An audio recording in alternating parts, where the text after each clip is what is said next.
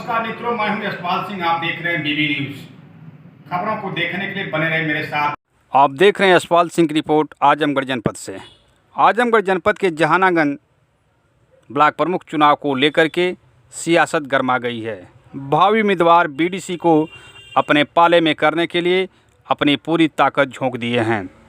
जहानागंज में सपा से समर्थित बीनस चौधरी पुत्रवधू रामबली परसुपुर निवासी अपनी भाग्य आजमा रही हैं। वहीं कई बार प्रमुख पद पर आसीन रहे इस बार भाजपा से समर्थित प्रत्याशी रमेश कनौजिया भी अपनी भाग्य आजमा रहे हैं। यह सीट एससी जात के लिए आरक्षित है। सूत्र बताते हैं कि यहां पर बीडीसी को अपने पाले में करने के लिए तमाम तरह से प्रलोभन व अन्य हथकंडे अपनाए जा रहे हैं। बीनस चौधरी के ससुर का कहना है कि 65 बीडीसी मेरे साथ हैं। मेरे विरोधी टीम में तो केवल 9 ही बीडीसी रह गए हैं। मेरे पुत्रवधू की जीत निश्चित है। रमेश कनौजिया बुरी तरह चुनाव हार रहे हैं। उनको किसी भी कीमत पर चुनाव नहीं जीतना है। हाँ, थोड़ा बात यह है कि सत्य परेशान हो सकता है, लेकिन पराजित कभी भी नहीं हो सकता है। आइए हम दिखाते हैं आपको बीनस चौधरी के ससुर से कुछ बातचीत का अंश को दिखाने जा रहे हैं। जहानागंज क्षेत्र से क्षेत्र पंचायत प्रमुख चुनाव पद के चुनाव का स्थिति। आप अपना संक्षिप्त परिचय देते हुए क्षेत्र पंचायत प्रमुख के चुनाव के बारे में बताइए कि आप कितने दमखम के साथ चुनाव लड़ रहे हैं। मेरा नाम रामबली है, परसुपुर के रहने वाला हूँ। मेरी पुत्रवधू बीनस चौधरी ब्लॉक प्रमुख पद के दावेदार है। मैं पूर्ण रूप से सक्षम हूँ। मेरे साथ सारे बीडीसी हैं, सारी जनता है। सबके सहयोग से, सबके समर्थन से मैं ब्लॉक प्रमुख का चुनाव लड़ रहा हूँ।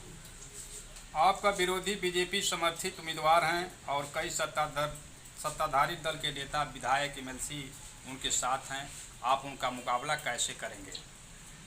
मैं उनका मुकाबला भली भांत करूंगा। मेरे साथ, उनके साथ विधायक हैं और मंत्री हैं, लेकिन पूरी जनता, पूरी बीडीसी मेरे साथ है, क्योंकि वोट बीडीसी देंगे, पब्लिक का श्रेय है। और बीजेपी मैं जानता हूं कि सत्ता उनकी है, अपनी सत्ता में केवल परेशान किया जा रहा है। ये अपने के पूर्ण रूप से विश्वास कर लिए हैं रमेश कनौजिया कि मुझे प्रमुखी में हारना है। अपनी हार को देखते हुए उन्होंने शासन की मदद से, प्रशासन की मदद से मुझको परेशान कर रहे हैं।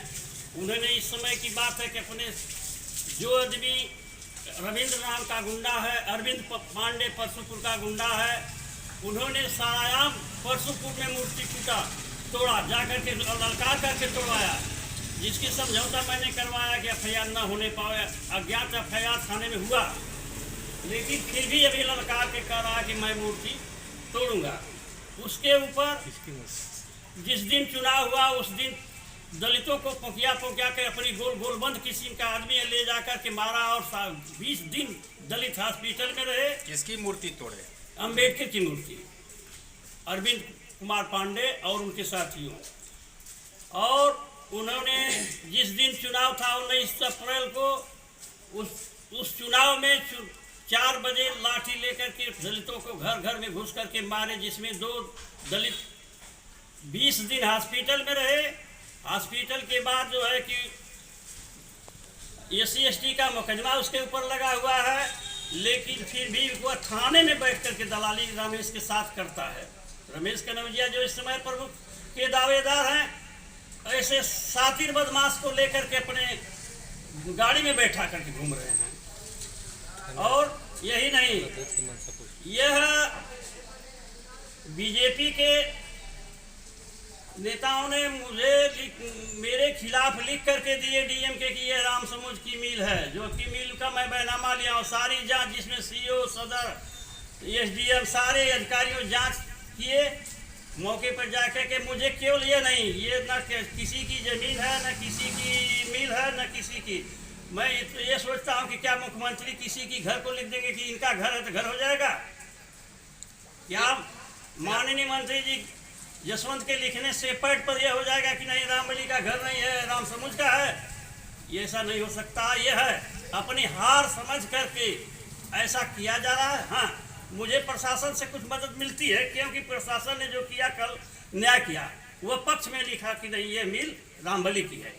लेकिन अपने सत्ता का लाभ लेते हुए माननीय मंत्री जी विरोधी के घर जाकर के बैठा करके उसको लेकर के आकर के थाने में मेरे ऊपर दरखास्त दिलाई। जहानागंज थाना अध्यक्ष से क्या उम्मीद है आपको? जहानागंज थाना अध्यक्ष तो बिल्कुल इस समय वह कल मेरा रिपोर्ट लिखे और न्याय संगत बहुत ईमानदारी की रिपोर्ट, जो मेरा कागजात था उस कागजात को मैंने बैंक से उसको पैसा दिया था 1,80,000, उन्होंने सारा दर्शाया कि रामबली ने इनको अरविंद मिश्रा को पैसा दिए। मुझे जहानागंज से कोई जहानागंज ने न्याय संगत का काम। विरोधियों का दावा है कि हमारे पास बहुमत से अधिक बीडीसी हो गए हैं। हाँ। विरोधी इस प्रकार का बयानबाजी कर रहे हैं, ये सब और यह कह रहे हैं कि हमारे सामने जो विरोधी आपको बताया जा रहा है कि लड़ रही थी, जमानत जब्त हो जाएगी। इस पर क्या कहना चाहते हैं आप? इस पर मैं कहना चाहता हूं कि दलित के लोग मेरे साथ हैं, बैकवर्ड के लोग मेरे साथ हैं, मुंडम के लोग मेरे साथ हैं, और कई बीडीसी हैं, गिनाए 9 बीडीसी उनके पास हैं, और सारे बीडीसी मेरे साथ हैं। आपको भी किसी पार्टी का समर्थन मिला है? नहीं, मुझको तो हर पार्टियों का मेरे साथ तो भाजपा के लोग हैं, मेरे साथ तो सपा के लोग हैं, मेरे साथ तो बसपा के लोग हैं, मेरे साथ तो पूरी जनता है, बीडीसी है। वो तो लोग ये दिखाने के लिए रानीपुर से बीडीसी दिखा रहे हैं, लिया करके रानीपुर से पब्लिक लगा कर दिखा रहे हैं, कहाँ पब्लिक भी उनके साथ नहीं। इस समय वर्तमान स्थिति में आपके साथ कितने बीडीसी हैं? 65 बीडीसी मेरे साथ हैं। चलिए, न्यूज़ चैनल के साथ बने रहने के लिए बहुत बहुत धन्यवाद आपको।